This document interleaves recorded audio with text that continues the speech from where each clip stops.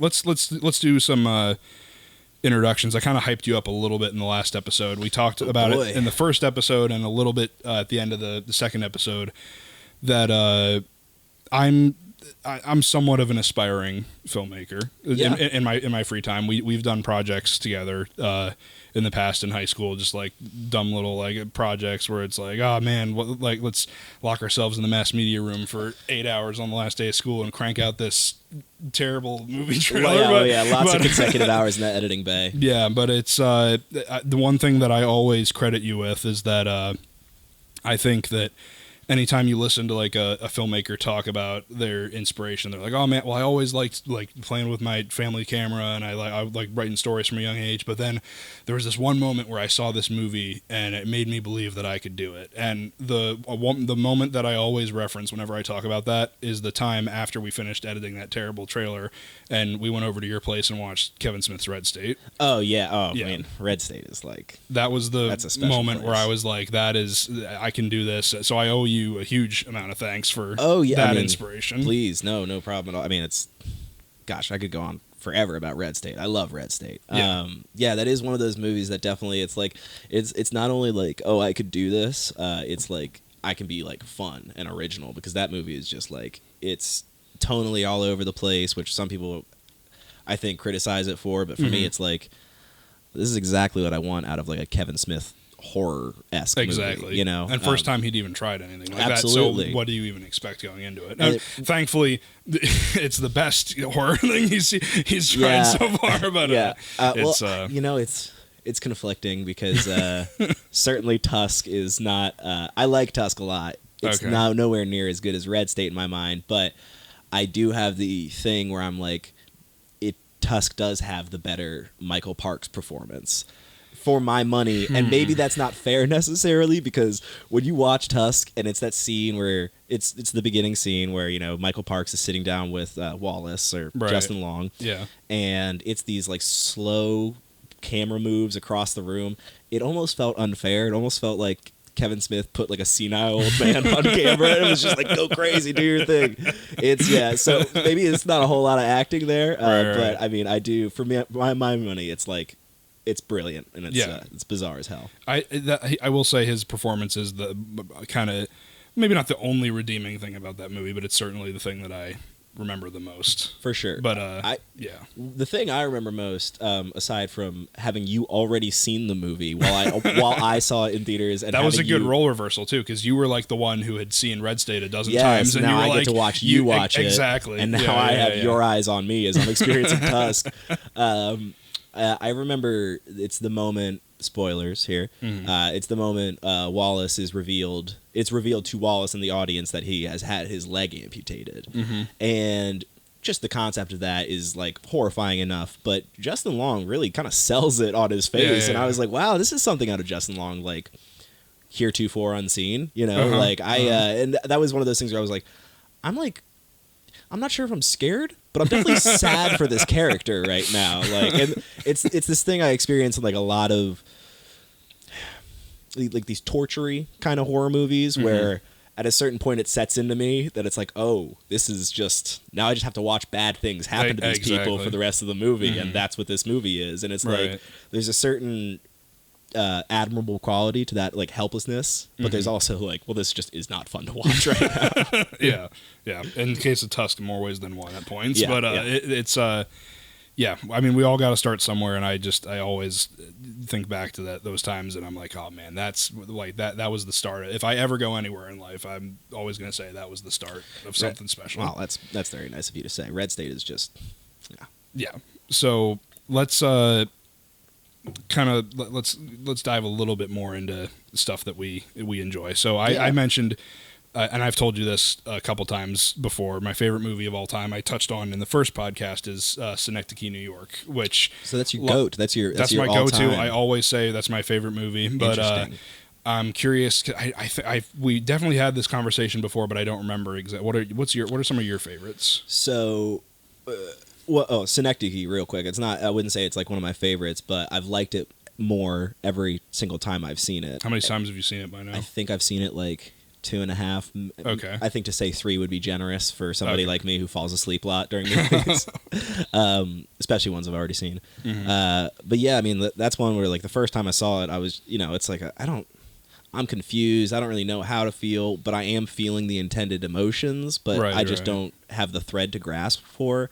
And then I think, like in general, I think I like to see movies like 2 times before I really like make a full on judgment, because there's been movies I've been like so excited about after the first viewing, and then you go back and you're like, I might have been a little too generous. Yeah, exactly. But yeah, I really like Synecdoche, New York. As far as like my favorites, it's hard. There's so many I love. Like definitely in my top 5 of all time has got to be The Master, though. Okay. Yeah. It's brilliant. I mean, I think I saw it probably when it came out when I was in high school. And I think I watched it again, just watching it with somebody else, like a couple years ago. And I think that was really when the door opened for me, where I was like, oh, there's like a lot going on in this movie. It's beautiful to look at. The score is amazing. 2 of the greatest actors of all time giving like amazing performances. And then also, Amy Adams, another great actor. She's pivotal to that whole movie. Some would say she's the master. But why did you quit stand-up again? Because of that. Because of stuff like that. Exactly. Folks, airplane food. It's actually pretty good. But The Master is like one I absolutely love. I mean, PTA is just like, he's one of the greats. I think that's probably...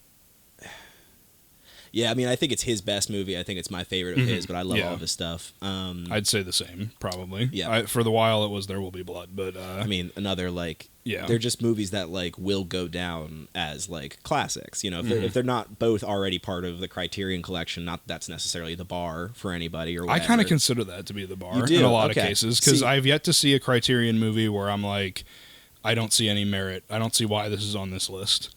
I think... So... I can't necessarily speak to the ones that I've seen, but I've definitely seen certain ones on the list where I'm like, that made the list? Really? What are some examples for you? I'm failing to come up with it right now, but it was actually like a couple days ago where I was very much like a little bit like, I don't know that dates. So I mean, like, it's interesting because it's like, if you got a great director like David Lynch, I think like all of his stuff is in the Criterion Channel. A lot of it for sure. And, like, I guess it's not, like, an AFI list where you got to kind of worry about, like, well, we want to get an equal representation. We don't want to over-represent one person or anything like that. It just has to be great by a certain merit that they want to make that part of the thing there. Right. I mean, I have the Criterion Firewalk with me, which is the Twin Peaks prequel movie. And I haven't seen it yet, but I'm also kind of like, this is a Criterion, huh? Like, this is very, it's like, it's interesting. But, yeah, I guess at the moment, I'm failing to think of ones that are, like, egregious to me that we would consider them so. Kubrick is huge. I love... Another one where he has most of his filmography on that list. Yes. If I'm not mistaken. Yeah. So it's like him... maybe this is, like, too simplistic. I look at PTA as like, the closest thing we have right now to a Kubrick. Like, a guy with just, like, a very singular vision that... it's a singular vision, but like any genre he picks is going to be something totally different, but you feel comfortable with this guy like behind the wheel here. Right. Kubrick, I want to say, not that he has to be. I'm just like, in my mind, I really love Strangelove. And I also love, I mean, The Shining is also like another, like, that's one, The Shining is one recently where that's just been on the TV, and I'll walk in and out the room, and I just love, the sound doesn't need to be on, certainly helps. I mean, the score is great, but it's just like also a beautiful movie. Right. And then I mean, like, Inglourious Basterds is like an all-time for me. Okay. That's my favorite Tarantino. In my heart, I think he knows it's his best one because of the last final shot. line. Yeah, to me, that's like, you know what's up. Are you familiar with the El Rey Network, Robert Rodriguez's I know that there's TV like network. From Dusk Till Dawn, the TV show is on there and everything like that, but I've not seen anything on it. He has a series on it called, I think it's called From the Director's Chair, or no, just the Director's Chair, where he sits down and it's like an hour-long show and he interviews a bunch of famous directors. I haven't seen Tarantino or Rodriguez. Rodriguez. Oh, I was gonna say, Tarantino for an hour would be. They did 2 hours with Tarantino. Okay, It was a 2-part episode. The first episode was from his like True Romance and Natural Born Killers up until Pulp Fiction, and then the second episode was Pulp Fiction to, I think the most recent one was Django when they shot that. The Hateful Eight was on its way out when they recorded that interview, but goddamn, what was I saying about Tarantino? Oh, he when he's talking about Bastards, so the whole show is it's just Rodriguez is a director himself asking other directors, why do you do things the way you do them, and how do you approach for Tarantino, like how the hell do you shoot something like the Battle at the House of Blue Leaves? How do you even block that? How do you? Yeah. And then Tarantino breaks down how they did it. So it's like a cool insight. And when they were talking about Inglourious Bastards, Tarantino's talking about all the problems he had making it and how proud he was with it when they were done. And he said, I think that he closed that segment with, I wouldn't be surprised if when I'm gone, Bastards is the one they talk about the most. I think it's hard because it's like I think Pulp Fiction is probably his most influential, probably for the worse, because Definitely. like everyone wants to be Pulp Fiction. The amount of movies. I mean, I saw Bad Times at the El Royale. I haven't seen that yet. It's been on my list. I personally hated like almost everything. There was some parts where I really enjoyed it. I liked John Hamm's performance. Chris Hemsworth is good, but he comes in far too late into the movie. Mm-hmm. But the entire time I was just like, I mean, it's original. It's not based on anything. That's great, but it is based on every Tarantino movie you've ever seen, and it's just like feels like a pale imitation. And for Tarantino, a guy who is already doing the best form of imitation from all of his like favorite people, it's a copy of a copy, and it frustrates me so hard to see anybody that is not him try to do that. Mm-hmm. So I would say, like, yeah, Pulp Fiction is probably the one that's like made the mark probably the most, but Inglourious Bastards is just like some top-notch stuff. Mm-hmm. Yeah, Bastards is, I think I go back and forth between if I like that or Kill Bill the most. I know you're not the biggest fan of Kill Bill, but I just really respect Kill Bill from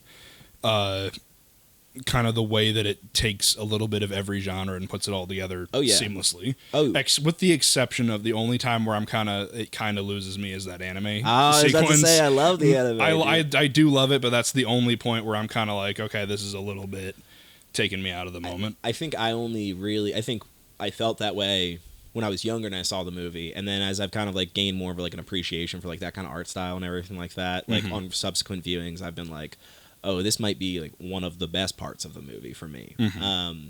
And I mean, like, to be clear, yes, they are Hateful Eight and the Kill Bill is probably my least favorite, but like the worst Tarantino movie is still better than like 99% of the trash that's out. I mean, like, exactly. Even the one I like the least, I still am like, yeah, that's a great movie. So I mean, like, that's just not for me. Yes. It's just there's something I like in all of them. It's just like Hateful Eight especially is one where I'm like, I feel like I'm trying to find something that I like when I watch it, and sometimes I'm just like, what I think a lot of it is, I think I was really worried. I think you can feel it in Django, and you can definitely feel it in Hateful Eight, the lack of Sally Menke, or Sally... Yeah. Sally Menke, the editor, right? Yeah. So Inglourious Bastards was her last movie before she died, and I felt like both of those movies have real, like, this is too long, this should be longer, like self-indulgent kind of things. I was like, I don't really know if I like Tarantino Unchained right now. But that being said, I mean, I think Fred Raskin is the guy who did the editing for Django and Hateful, as well as Once Upon a Time. Mm-hmm. And Once Upon a Time was one of those movies for me. I feel like other people have, different opinions about certain things in the movie or how long certain parts of it go on. Right. I felt like, we nailed a very nice sweet spot of like doing all the self-indulgent stuff while also like keeping butts in seats, Right, yeah. It's Once Upon a Time I kind of go back and forth a little bit on, because like you were saying, where like certain stuff feels too long or too short. That was a movie that I've never really had this before, but when I was watching it, I was like, man, this is really taking its time. But then when it was over, I was like, No, I wouldn't change any of that. Yeah. You know what I mean? Like, there in the moment, I was like, oh man, you could easily cut down on. And then when I was done with it, I was like, this is pretty solid, like start to finish. For sure.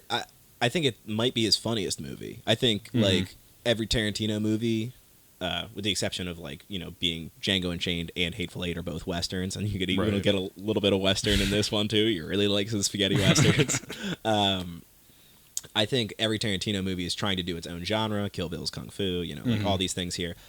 Aside from like Once Upon a Time being like a fable, you know, like a Hollywood fable or whatever, I would say it's his comedy. It is his like funniest movie. Yeah. And I think a lot of the humor might be going over some people's heads, or maybe they're not, you know, necessarily getting it. It's coming from like the nuance of the actors. It's coming from the way that Leo cries in front of the Leo's little girl. performance in that movie, man. It's one of those things where I've been led to believe that it is very difficult as an actor that is a good actor to play a bad actor and then has to then do a big enough color change that it's like, wait, this guy can't act. And Leo's like doing all of that. His tears are hilarious, and he's working them up like in an instant. Every time he like breaks to cry, I'm like howling with laughter. And then you got that trailer scene. Exactly, that's one of my favorite moments in the entire movie. That trailer scene is like incredible. Yeah. I saw it opening night with like a theater full of people, and everyone was just loving every minute of it. And then, you know, the climax happens, and the theater was just roaring. It was amazing, which was like one of the biggest like ways I felt whiplash was then when I would like talk to people afterwards, and they wouldn't have like, some people just straight up, I think you maybe don't like it as much as other stuff, but I know people who are like, that was terrible, I hated it. And I'm like, I don't know what planet you're on, but like what movie did you watch? Because like I just saw two bona fide superstars, like an amazing cast full of actors playing, you know, great characters, but Brad Pitt and Leo, like superstars like they don't make anymore, turning in like career best performances in a movie that's hilarious and also like